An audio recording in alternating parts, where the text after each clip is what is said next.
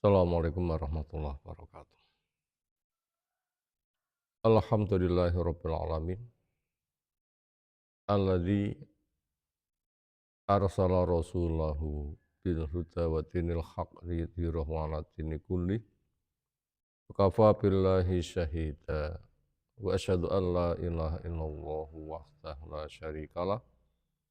Wa asyhadu anna Muhammadan abduhu wa rasuluh. Allahumma shalli ala Muhammad wa ala alihi wa ashabihi Faman tabi'ahum bi ihsanin ila yaumiddin. Ya ayyuhalladzina amanu taqullaha haqqa tuqatih wa la tamutunna illa wa antum muslimun wa ba'du. Fa inna astaqal hadisi kitabullah wa khairal hadyi hadyi Muhammadin sallallahu alaihi wasallam. Syarrul umuri muhdatsatuha fa inna kulla muhdatsatin bid'ah wa kulla bid'atin dhalalah kulla dhalalatin finnar. Ayo ikhwah, insyaallah kita masuk hadis yang ke-272 dari 1000 hadis hafalan. Temanya dahsyatnya dusta atas nama Rasul sallallahu alaihi wasallam. Artinya dusta itu hukumnya haram. Mengucapkan sesuatu yang tidak sesuai dengan kenyataan. Islam memerintahkan jujur. Kemudian kadar nilai dusta itu macam-macam. Ada yang dosa kecil, besar, bahkan bisa menggugurkan keimanan. Sebagian ada dusta yang boleh. Misalnya untuk kasus peperangan, karena al-harbu khid'ah. Perang itu tipuan.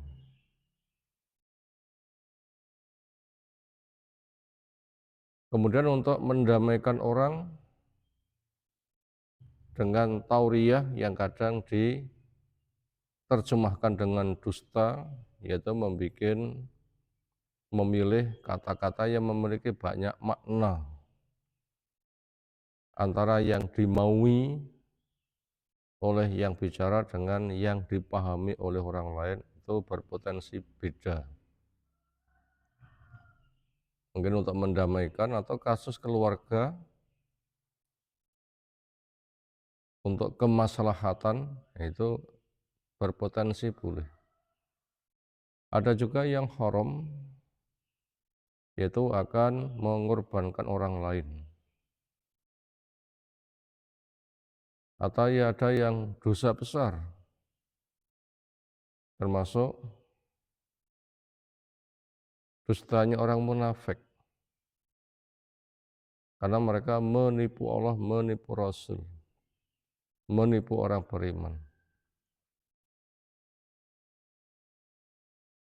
Yaitu menampakkan keislaman, menyembunyikan kekafiran sebagai siasat untuk kemaslahatan dirinya, walaupun harus mengorbankan lingkungan, karena memang munafik itu aslinya kafir, Islamnya itu pura-pura. Yang resiko munafik besar, mati enggak tobat, terancam dengan fit darkil asfali minan nar, di tangga neraka yang paling bawah.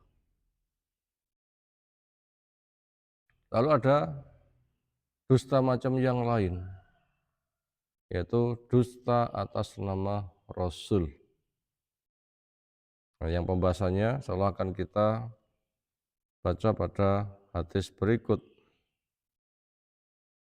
An Abi Hurairah, Abdurrahman bin Sakhar Ad-Dawsi radhiyallahu anhu, anna Rasulullah sallallahu alaihi wasallam qol man kadzaba alayya, siapa yang berdusta atas nama saya muta'ammidan sengaja, fal yatabawa maq'adahu minan nar, silahkan dia menempati tempat tinggalnya di neraka. Rawahu Muslim. Ayolah ikhwah, apa saja pelajaran yang bisa kita ambil dari hadis di atas? Pertama, penyemangatan, motivasi, dorongan, support buat kaum muslimin untuk menyampaikan kebenaran pada orang lain, untuk berdakwah, mengajak kepada yang hak, mengajak untuk menghambanya semata hanya kepada Allah Ta'ala dengan dibuang aneka ragam kesyirikan dan dosa-dosa yang lain. Dengan berangkat mengajak pada ilmu syar'i dengan manhaj yang benar, yaitu Al-Quran ditafsirkan dengan sunnah yang sahih, dipahami, diamalkan sebagaimana para sahabat. Sehingga yang kita ajakkan adalah hak bertauhid, sunnah, akhlak mulia, adab Islam untuk meninggikan agama Allah Subhanahu wa taala walaupun harus kurban nyawa, harta dan macam-macam. Yang dakwah itu fadilahnya besar sekali. Entah akan terjaga lisannya, akan mendapatkan jaminan sholawat dari Allah yang maknanya meliputi ampunannya, rekomendasi jaminan kebaikannya, rahmatnya, bahkan pahalanya tidak bisa dihitung, lebih baik daripada onta merah. Orang Arab bila punya onta merah itu kendaraan terbaik. Bukan sama seperti itu, tapi lebih baik daripada itu, bahkan pahala mengalir.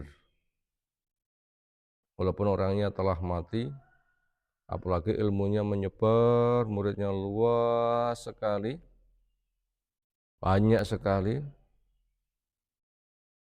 maka aliran pahalanya akan luar biasa. Maka bila orang menata orientasinya, maka jadilah orang yang mengajak kepada kebaikan. Karena fadilahnya besar. Menjadi generasi Rabbaniyun. Generasi yang alim, yang amil, yang mu'allim. Kerja keras mempelajari Islam. Sehingga perilakunya, perbuatannya itulah Islam. Dan ketika bergaul, memberikan maslahat pada orang lain menuju kepada keridhaan Allah Ta'ala. Ini fadilah dari dakwah yang kita didorong ke sanalah. Yang kedua, supaya orang menempuh jalan itu dengan mengerahkan segenap kemampuannya. Karena itu penting, besar, akan berdampak cerah masa depannya, kerahkan semua kemampuan kerja keras. Sehingga nanti hasilnya maksimal, apapun peran yang dimiliki. Apa peran sebagai si penyampai, si guru, si pengajar, si khotib yang bicara, atau perannya orang yang siap untuk menerima transferan ilmunya, sehingga nanti generasi bisa berkesinambungan, atau perannya menjadi penyedia sarana untuk lancarnya, atau menggerakkan kepada masyarakat, ayo. Karena saking luasnya yang punya kesempatan ini, walaupun orang itu mampunya hanya satu ayat, kerjakan. Sebagaimana pesan Nabi SAW, balighu anni walau ayatan, sampaikan dariku pun dengan satu ayat, satu isyarat, satu tanda. Apa yang kamu mampu mengajak orang lain, ayo, walaupun bisanya hanya begitu.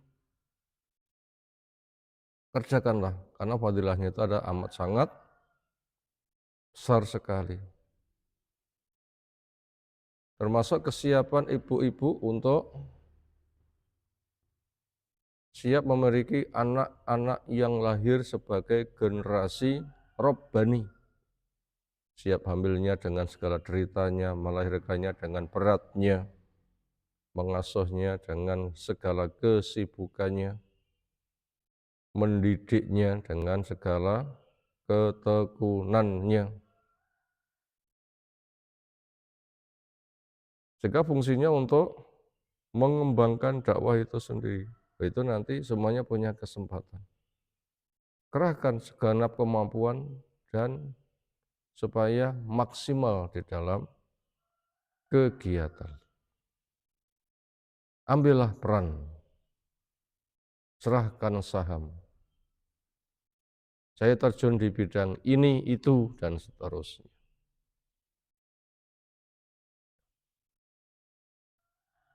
Kemudian berikutnya, buat orang yang menyampaikan materi, supaya at-tahari as-sihah, fa'idan anid dhaif, supaya mencari yang sahih, yang benar, dijauhi kedhaifan. Artinya, apa yang hendak disampaikan, siapkan, siapkan, siapkan, dan siapkan. Sehingga yang disampaikan nanti adalah kebenaran, kebenaran, kebenaran.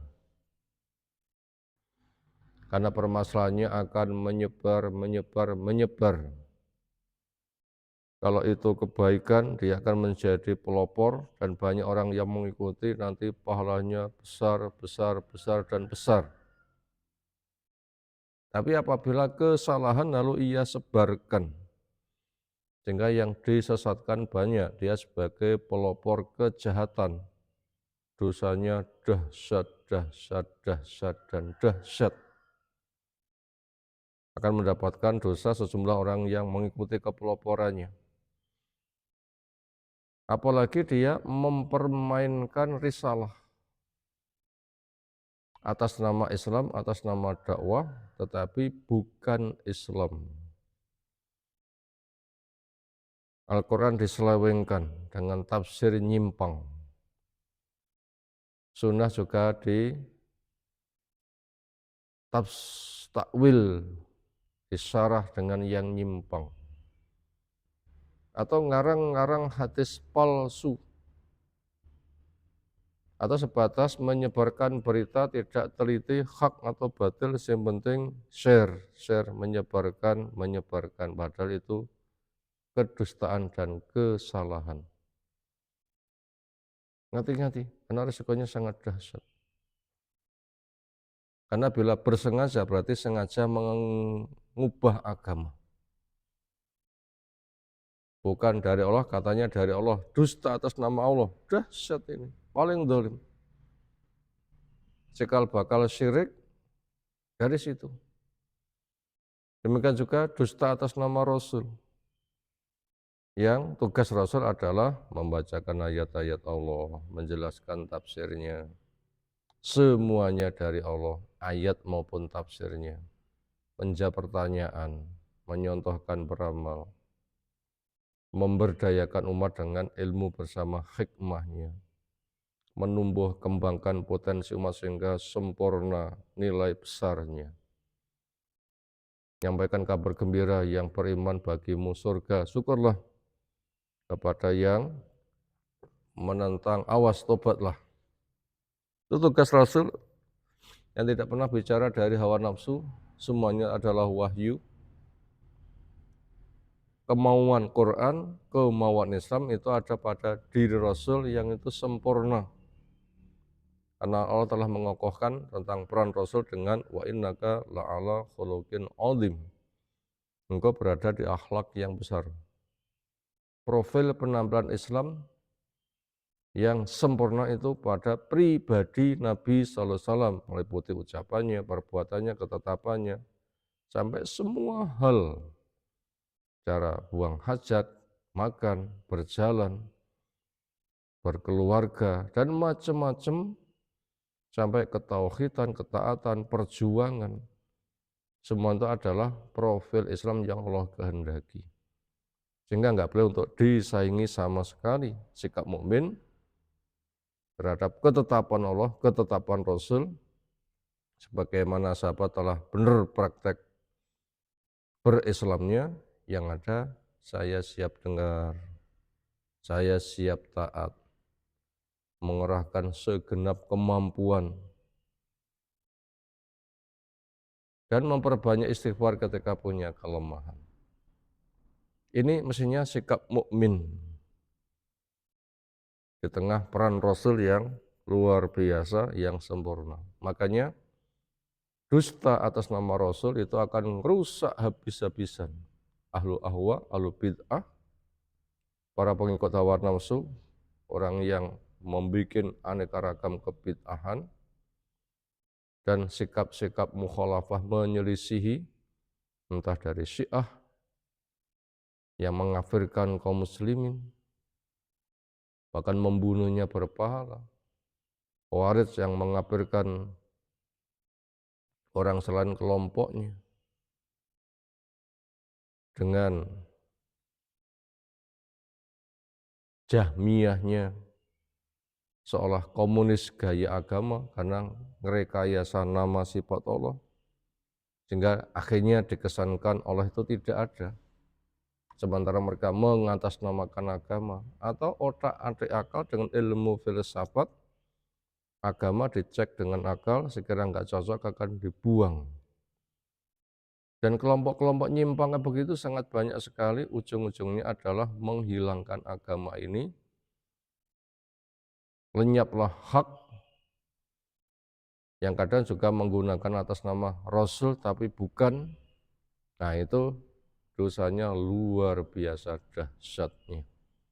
Maka hadis yang kita baca di atas sangat jelas, man kadzaba alayya muta'ammidan falyatabawa maq'adahu minan nar, siapa yang dusta atas nama saya silahkan ia tempati tempat kembalinya di neraka. Na'udzubillah min dzalik. Demikian, subhanakallahumma bihamdika asyhadu an la ilaha illa anta astaghfiruka wa atubu ilaik. Assalamualaikum warahmatullahi wabarakatuh.